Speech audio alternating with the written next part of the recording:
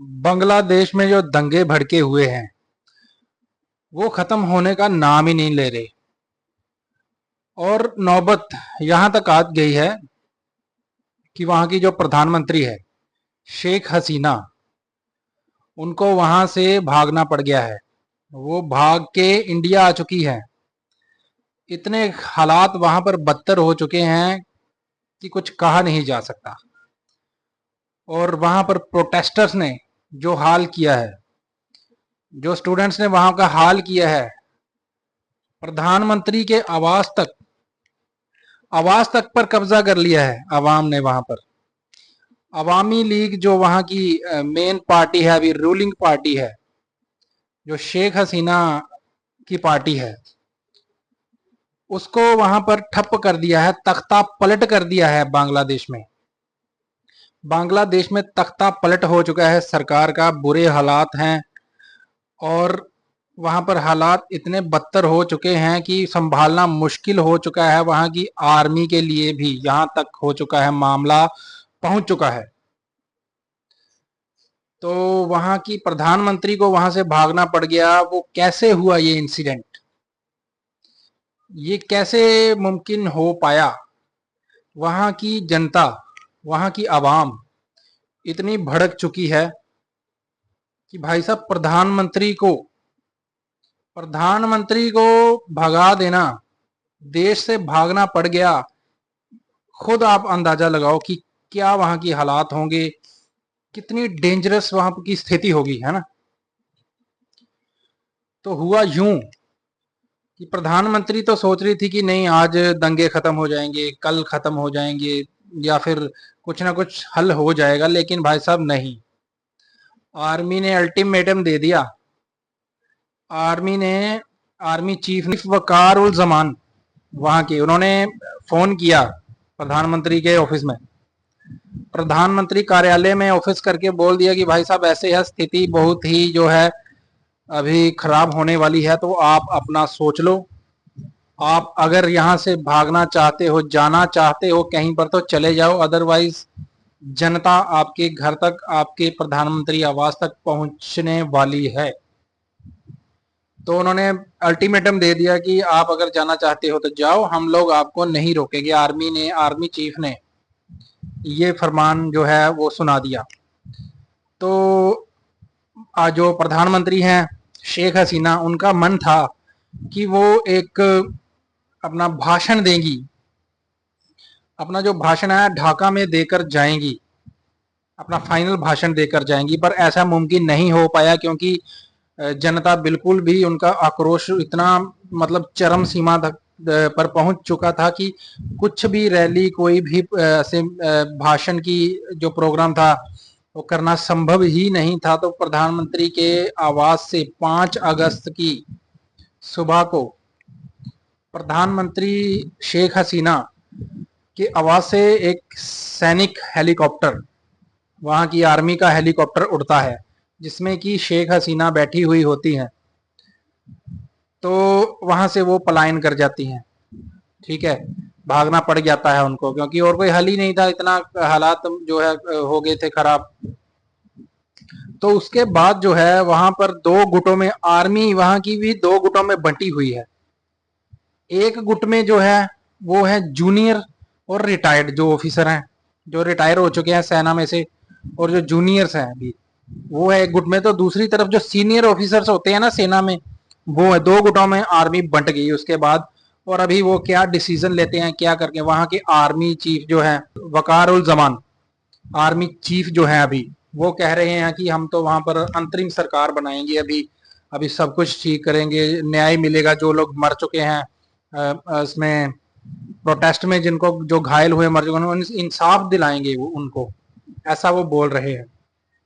तो ऐसी ऐसी बातें चल रही हैं। अभी कौन सी सरकार आएगी, क्या होगा क्या नहीं, अच्छी सरकार आएगी या फिर अपना, वो कहते हैं कट्टरपंथी जो सोच है, जैसे अफगानिस्तान जैसे और कट्टरपंथी जो देश हैं, ऐसी सोच वाली अगर सरकार आ जाती है तो फिर तो मुश्किल होने वाला है और भी ज्यादा बांग्लादेश के लिए। फिलहाल तो कुछ बातें ऐसी भी निकल कर आ रही हैं कि ये एक रची रचाई साजिश है। कुछ कुछ शक्तियों ने, कुछ शरारती शक्ति जो कुछ कंट्रीज कह लें या फिर कुछ ऐसे शरारती जिनको कहते हैं गिरोह कह लें, उनकी ये उन्होंने ये सब कुछ करवाया है, दंगे करवाए हैं, ये प्लान बनाया था कि ये वाली जो सरकार है मुजीबुर रहमान जिनकी बेटी शेख हसीना है, अवामी लीग की जो पार्टी है, इसको सत्ता से हटाया जाए और अपनी सरकार किसी तरह जो कट्टरपंथी सोच वाली सरकार लाई जाए। कुछ बातें ऐसी भी निकल कर आ रही है, पर आगे क्या होता है, कौन सी सरकार आएगी नहीं आएगी, अभी तक कुछ भी वहां पर ऐसा माहौल बना नहीं है, क्योंकि प्रोटेस्ट लगातार चालू है और वहां पर अभी भी भगदड़ मची हुई है, लोग मर रहे हैं, सड़कों पर दौड़ रहे हैं, लूटपाट जारी है, सड़कों पर हजूम है लोगों का। तो खतरनाक स्थिति है, मतलब कहने का मतलब ये है। तो बांग्लादेश के बुरे ही हालात हुए पड़े हैं। बांग्लादेश की जो प्रधानमंत्री है शेख हसीना, वो वहां से फ्लाइट करके फिर 5 अगस्त को वो पहुंचती हैं अपना भारत में।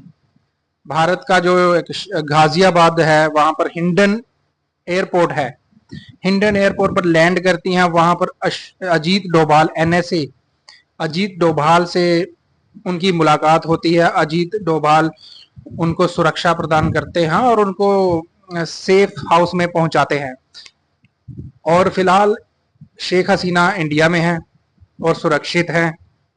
आगे बांग्लादेश के ऊपर जो है मामले के ऊपर प्रधानमंत्री और बाकी विदेश मंत्री एस जयशंकर, ये सब लोग मीटिंग कर रहे हैं। भारत की सरकार का पूरा वहां पर नजर है एक, जिसको कह लें बांग्लादेश में, क्योंकि 19,000 इंडियंस वहां पर फंसे हुए हैं।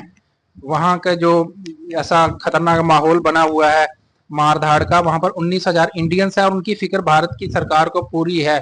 और 9,000 उसमें स्टूडेंट्स हैं। 19,000 जो लोग हैं उसमें से 9,000 तो स्टूडेंट्स ही हैं। तो भारत सरकार को ये सब चीज का वो है, फिक्र है और वो कार्रवाई आगे कर भी रही है।